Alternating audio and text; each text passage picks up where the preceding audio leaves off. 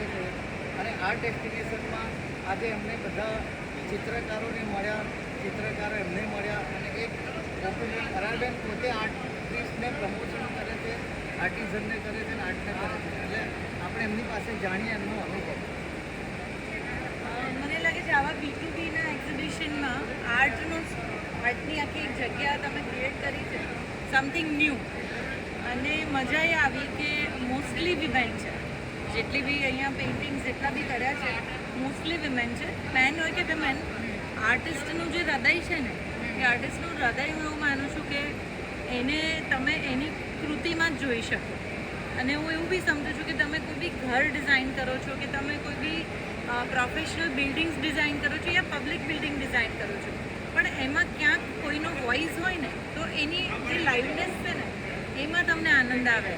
તમે એક બેનનું તમે પેઇન્ટિંગ કોઈની બી સાથે વાત કરું છું તો એના પેઇન્ટિંગ્સમાં એક ભાવ છે, એની પોતાની કૃતિ છે, એની પોતાની ટેકનિક છે અને નીચે એ લોકોએ બ્યુટિફુલી એમનું નેરેશન મૂક્યું છે.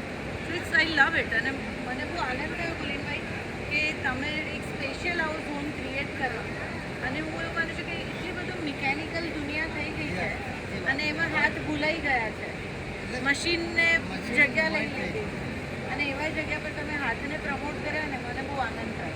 અને એઝ અ ઇન્ટિરિયર ડિઝાઇનર બધાને બધી શોખ મળે છે પેઇન્ટિંગની કોઈ સ્પેસ. એટલે અમારો પ્રયત્ન એ હતો કે આર્ટિસ્ટો આર્કિટેક્ટ સાથે બને, મળે, સમજે. આર્ટિસ્ટ પણ આર્કિટેક્ટને શું જોઈએ તે સમજે. આ એક બ્રિજ બનાવવાનો સફળ પ્રયત્ન છે અને તમે અહીંયા આવ્યા અને બધાને મળ્યા, બહુ આનંદ થયો. અને આપણે બધા ભેગા મળીને એક પ્લેટફોર્મ ક્રિએટ કરી આર્ટિસ્ટોને એક જગ્યા મળે. કરીએ તમે કહેજો જ્યારે બી ચોક્કસ.